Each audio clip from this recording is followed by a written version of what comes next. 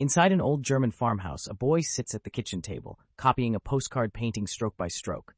The brush is too big for his hand, the pigments cheap, the light poor, yet the copy is flawless.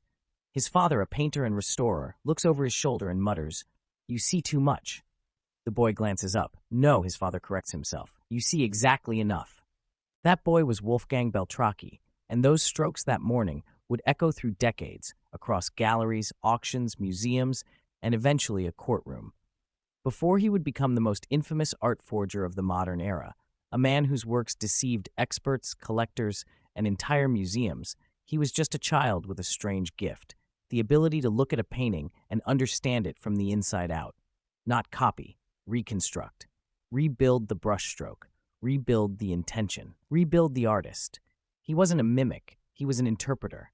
Wolfgang's upbringing read like a blueprint for a perfect forger, a father who restored church frescoes, a home filled with pigments, varnishes, solvents, and old canvases, conversations about crack-lure patterns, and the smell of linseed oil instead of fairy tales.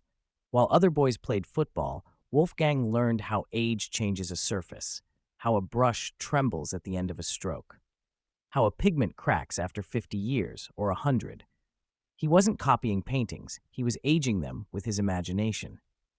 When he entered adolescence, he already possessed a professional's technical intuition and an artist's hunger. He painted everything, landscapes, portraits, still lifes. But he didn't just paint, he inhabited styles. Expressionists, Surrealists, the Cologne Progressives, the Montparnasse School. He absorbed their visual grammar like a language with unlimited dialects. To his teachers, he was simply talented. To his father, gifted. To the future art world, dangerous. By his early 20s, Wolfgang realized he had no interest in becoming another struggling painter, starving for gallery approval. He despised the art market's hypocrisy, the way a signature determined value more than the painting itself. He loved art. He hated the system, and systems that insult your intelligence are the easiest to break. He drifted through communes, studios, alternative scenes, sold paintings under aliases, experimented, watched. He saw how collectors bragged about discoveries, how dealers hunted for lost masterpieces, how experts relied on provenance documents more than their own eyes. He saw something else too, something that shaped his future. The art world wanted to believe. It craved legends, lost works, rediscoveries. It wanted miracles more than it wanted truth. Wolfgang understood then, if he ever stepped outside the rules, he wouldn't simply forge paintings. He would forge stories. Because stories are what people pay for. Every great scheme needs a co-conspirator, someone who believes not only in the crime, but in the person behind it. For Beltracchi, that person was Helene, the woman who became his partner in love, crime, creativity, and myth-making. Their union wasn't Bonnie and Clyde chaos. It was calculation, partnership, shared worldview. Helene came from an artistic family and possessed an innate sense of narrative. She understood provenance, the chain of ownership that, to most collectors, provenance is sacred. To the Beltracchis, it was soft clay. Together, they built what would later be called one of the most convincing fictional provenances in European art history, the Jaeger's collection. It was beautiful in its simplicity. A wealthy German collector, Werner Jaeger, had purchased dozens of artworks directly from the artists after World War I. The collection was hidden for decades. Now the heirs were discreetly selling. The story fit the gaps of history like a missing puzzle piece. No contradictions, no red flags, no inconsistencies, because Wolfgang and Helene filled them all in. They found old family photographs, old frames, old canvases, receipts from antique shops, handwritten notes that looked like they'd been folded and unfolded for half a century. It wasn't a forgery. It was a world-building exercise. In the mid-1990s, Wolfgang created what would become the prototype of his future empire, a new, previously unknown painting by the German expressionist Heinrich Campendonck. Not a copy, not a replica, a hypothetical work. A lost canvas painted exactly the way Campendonck might have painted it in 1914, following his emotional state, his palette, his evolution, everything that art historians desperately chase. Wolfgang didn't imitate, he predicted. When the painting reached a reputable auction house, something remarkable happened. Experts praised the brushwork, chemists authenticated the pigments, historians confirmed the style, collectors fought over it. It sold for a sum that would make any young painter's head spin. Wolfgang didn't feel triumph. He felt validation and a sense of danger because he now understood the market could be bent, not forced. Bent, gently, elegantly. After the first sale, everything accelerated. Wolfgang and Helene developed a system. 1. Identify an artist with gaps in their catalog. Expressionists were ideal. Many of their works were lost or undocumented. 2. Create a new painting that could plausibly fill one of those gaps. Beltracchi studied every letter, photograph, pigment choice, narrative thread. 3. Age the painting perfectly. Old canvases, old nails, historically accurate pigments, and in the early years, clever chemical treatments. 4. Add provenance, a label, a notebook entry, a family photo in which a painting appears in the background. Sometimes Helene posed in vintage clothing to enhance the illusion. 5. Introduce it to the market through intermediaries. And each time they succeeded, the art world celebrated. A new Campendonk, a forgotten Max Ernst, a rare Leger, a lost Pechstein. Galleries displayed them, museums bought them, experts authenticated them. Collectors hung them proudly. And Wolfgang painted more, not because he was greedy, but because he was addicted to possibility, to the thrill of outsmarting a system that worshipped signatures more than art. What makes a great forger? Skill, technique, materials. Beltracchi had all of these. But his greatest asset was restraint. He never tried to enhance the painting beyond what the artist himself would have done. He didn't glamorize expressionists. He didn't exaggerate styles. He understood that authenticity often lies in imperfection, in hesitations, in accidental asymmetry, in the quiet parts of a composition. That's why his works passed every test, including one that would later become tragicomic legend. An original Beltracchi painting once hung in a museum next to real Campendonks, and curators praised it as one of the finest examples of the artist's maturity. No one suspected anything. No one, except Beltracchi himself, knew that the museum was presenting his fantasy to the public with pride. By the late 1990s, the Beltracchis were living in a villa in Freiburg, raising children, traveling across Europe, quietly selling discoveries. Friends remember Wolfgang as charming, eccentric, brilliant, a man who quoted Rilke, cooked extravagant meals, and never hid his dislike for snobs. He seemed like a bohemian artist who'd simply gotten lucky. Only a handful of people knew he was producing art whose combined worth would one day be estimated at tens of millions of euros. The legend of the Jaegers collection grew. Auction houses loved it, collectors adored it, museums trusted it. It was a perfect illusion. But even a perfect illusion has one weakness. It must never be tested too precisely. And in 2006, during a routine laboratory analysis, the first crack appeared, tiny, invisible at a glance, but fatal. The unraveling had begun. The painting that would later expose Wolfgang Beltracchi's empire didn't look dangerous. It was elegant, vibrant, full of the electric blue and burning red characteristic of German expressionism. It bore all the signs of a genuine Max Ernst. Even experts admired it. Collectors wanted it. Auction houses trusted it. But it carried a secret ingredient that didn't exist in Ernst's time. An invisible trace of titanium white, a pigment introduced decades after the artist's supposed creation. A drop of modernity in an otherwise perfect illusion. For years, no one noticed, because for years, Beltracchi was untouchable. The art market of the 1990s was reckless and euphoric. Prices surged, collectors multiplied, and museums scrambled to expand.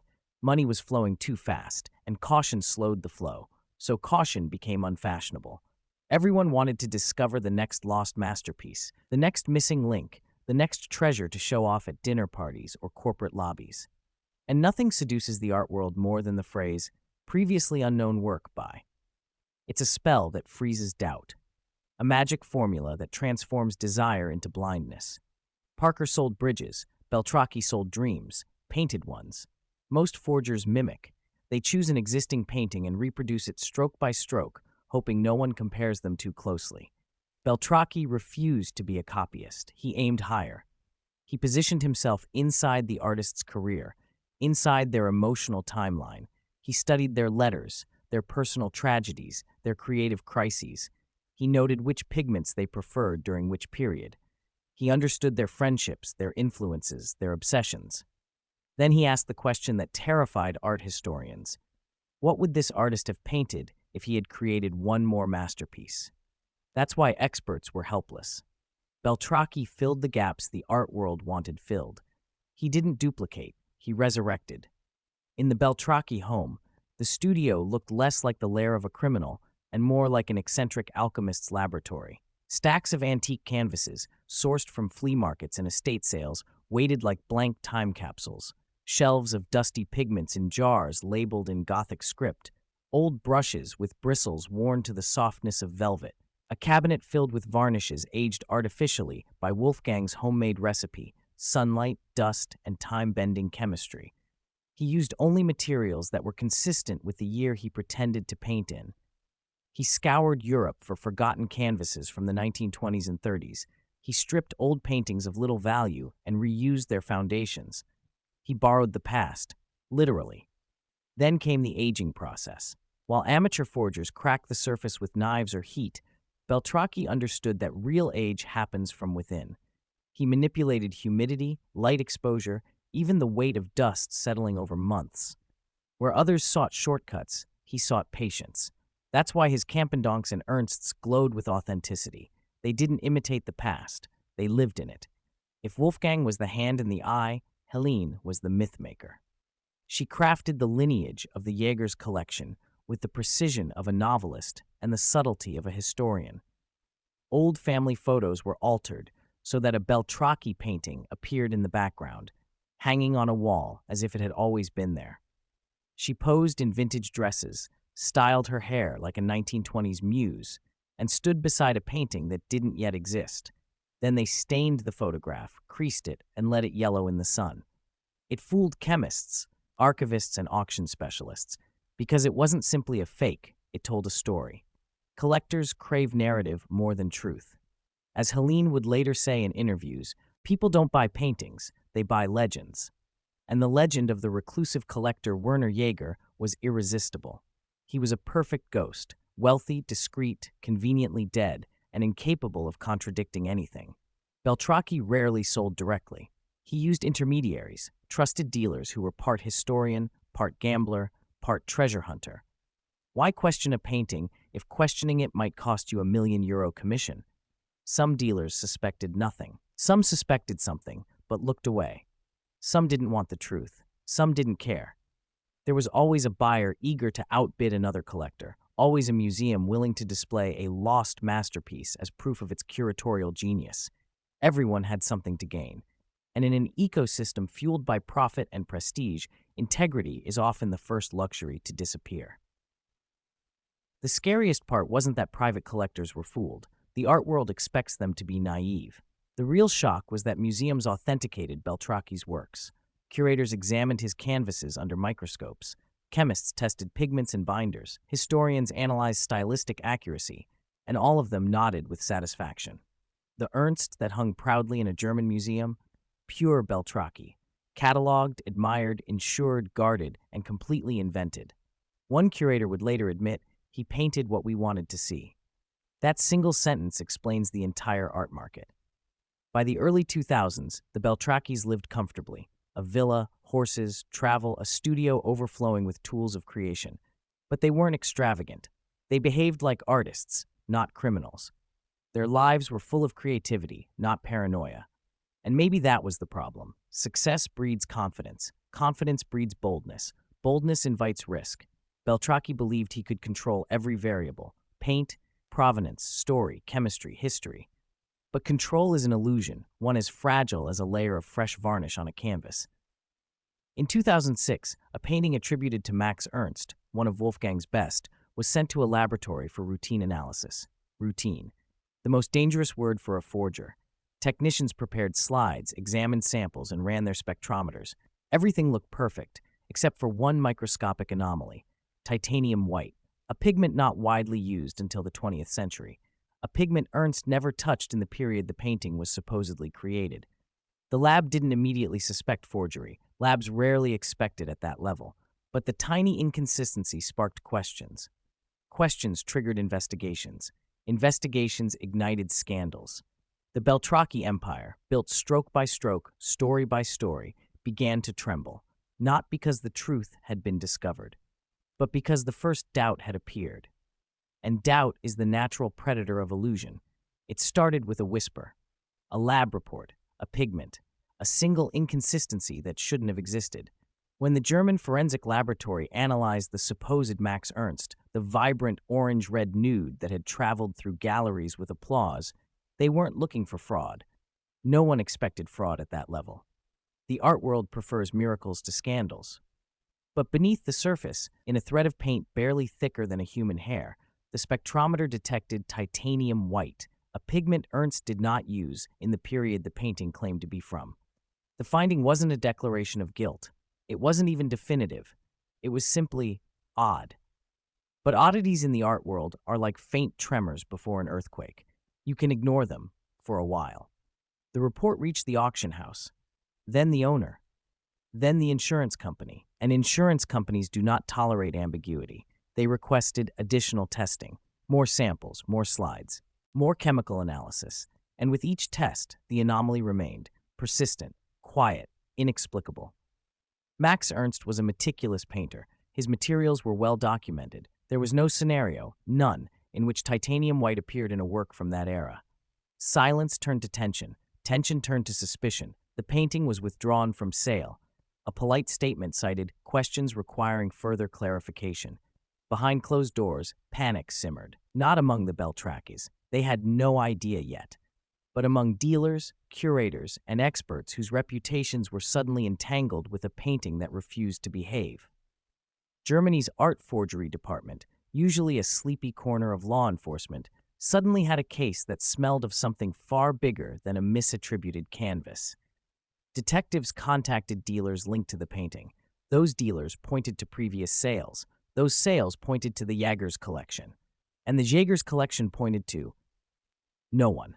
Not exactly no one, but to a fog of half-verified stories, vague family anecdotes, and snippets of provenance too convenient to be questioned at the time. The deeper investigators dug, the stranger it became. Receipts were real, but too real, too perfect. Letters were aged, but the ink behaved inconsistently. Photographs showed Helene in 1920s clothing, but fashion historians noticed inconsistencies in stitching, fabric, hairstyles, small things, tiny things. But tiny things accumulate. Experts began revisiting works from the Jaegers collection, and cracks appeared everywhere. The Max Ernst wasn't an isolated problem. It was one thread in a vast tapestry of unknown origin. The investigators now suspected the unthinkable. This wasn't a single forged painting. This was an industrial-scale deception. On August 27, 2010, German police raided the Beltracchi villa in Freiburg. Inside, they expected to find documentation. They found an artist's paradise.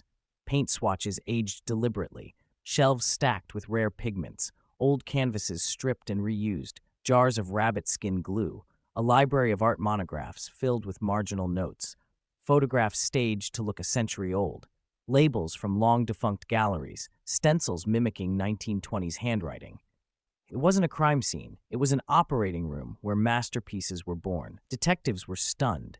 This wasn't the lair of a counterfeiter. It was a studio belonging to someone who loved art more deeply than the people he deceived. That contradiction puzzled them more than the forgeries themselves.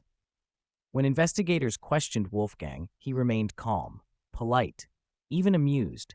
Helene, however, became the gravitational center of the investigation.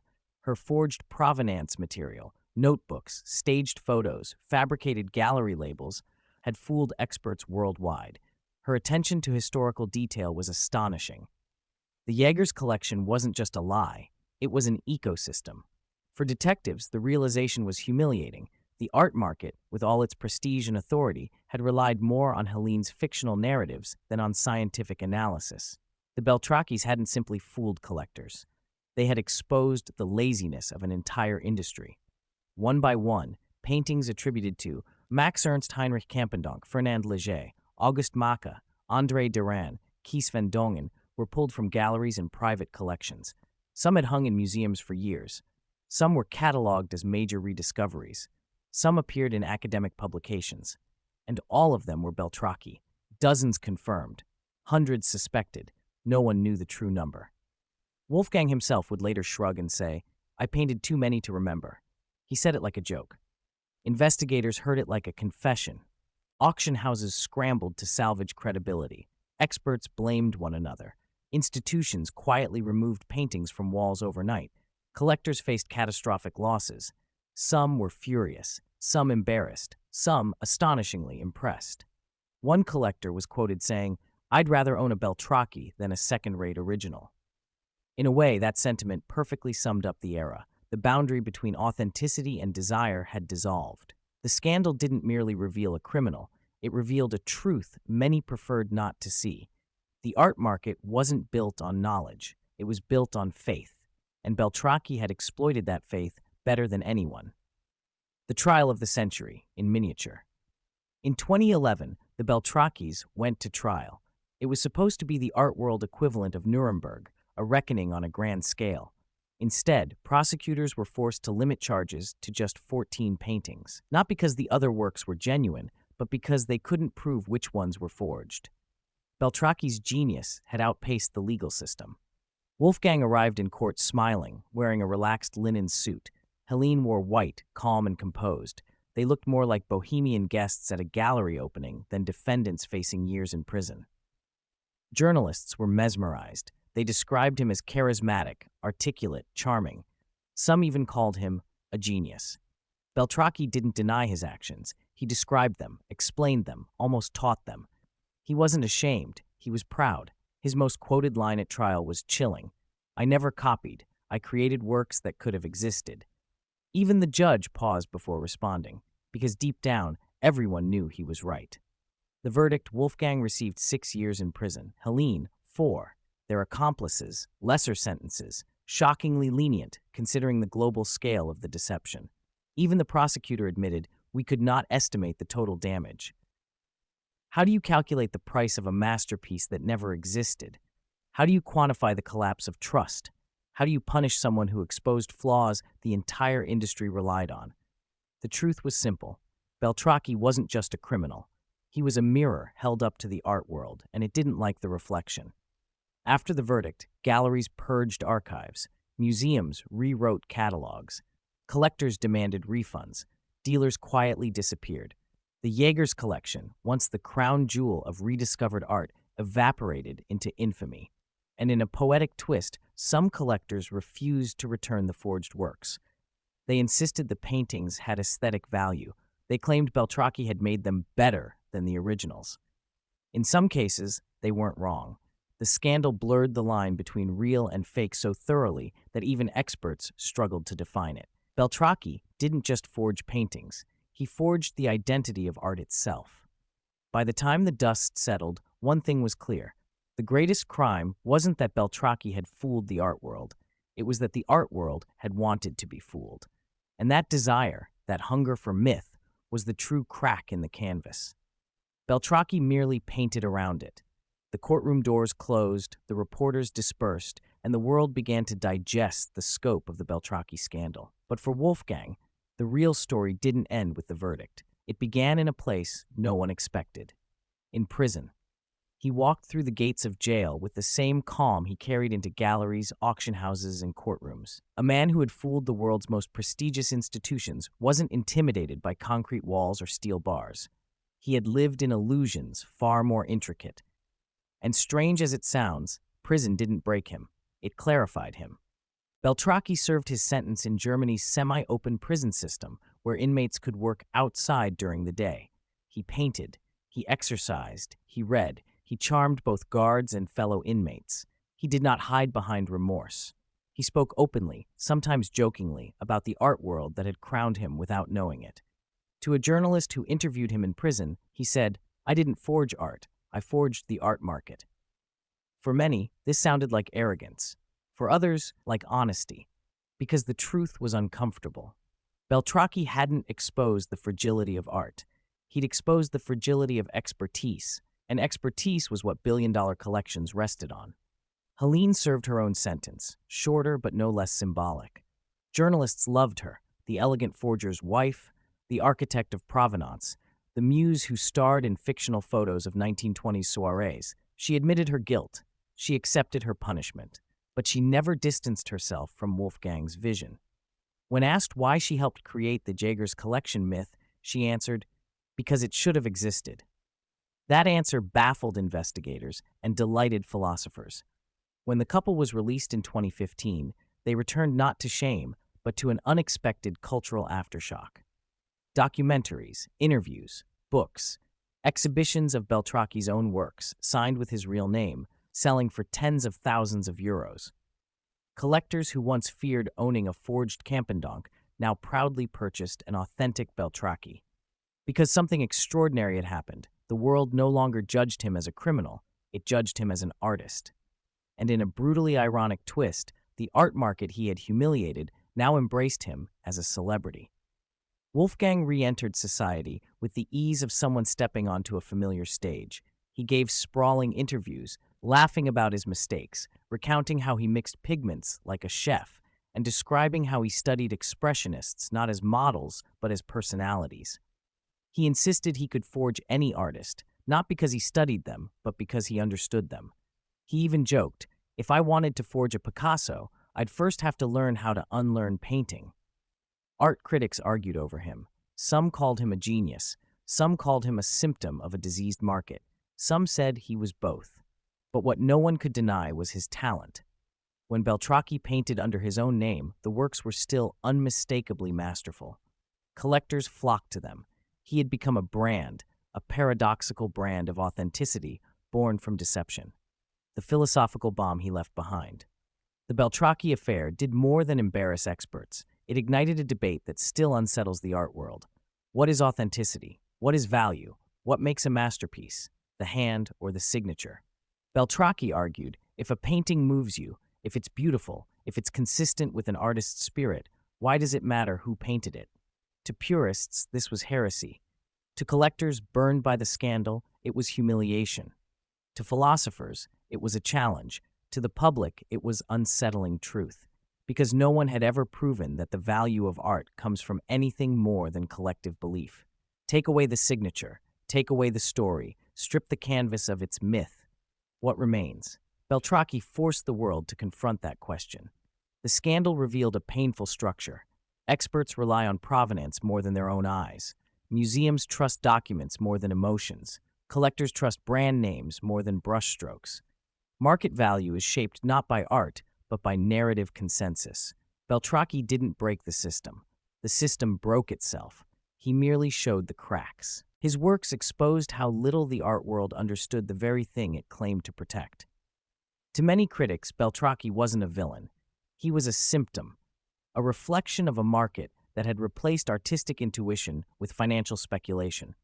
A market where a certificate can be worth more than the canvas it authenticates.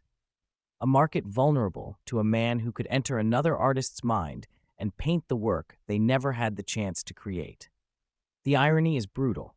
The world punished him for doing something the world itself had rewarded. Today, Wolfgang Beltracchi lives comfortably, painting under his own name. No more fictional provenance, no hidden signatures, no staged photographs. Collectors buy his works precisely because he is Beltracchi, the man who fooled everyone. He has exhibitions, he collaborates with luxury brands, he sells NFTs, he produces large-scale thematic paintings, he gives lectures on art history and psychology, and he does it with the relaxed confidence of a man who no longer answers to the rules he once outsmarted. How many Beltracchi paintings still hang in private collections and museums? No one knows. No one wants to know. Institutional shame runs deep. Insurance companies fear lawsuits, collectors fear embarrassment. So hundreds of his works, maybe more, likely still exist in vaults and halls, admired as originals. He once laughed and said, "You've certainly seen my work in a museum, you just didn't know it." That sentence keeps museum directors awake at night. What do we make of Wolfgang Beltracchi? A criminal? Yes. A manipulator? Absolutely. A threat to the integrity of the art world? Without question. But also a genius, a provocateur, a philosopher with a paintbrush, and the only forger who ever became more famous than the artists he imitated. In the end, his greatest masterpiece wasn't any single painting. It was the question he forced the world to ask. If a painting is beautiful, if it moves you, if it enriches your life, does it matter who signed it? The market says yes. Beltracchi says no. And the truth lies somewhere in the blank space between those answers, a space he filled with color, illusion, and audacity. Imagine an auction hall, years from now. Lights dim. A canvas is unveiled. The room holds its breath. Experts nod. Collectors lift their paddles. The bidding surges into the millions. And somewhere in the back of the room, someone whispers, "Are you sure this one's real?" The question itself is Beltracchi's legacy. A legacy painted not on canvas, but on doubt.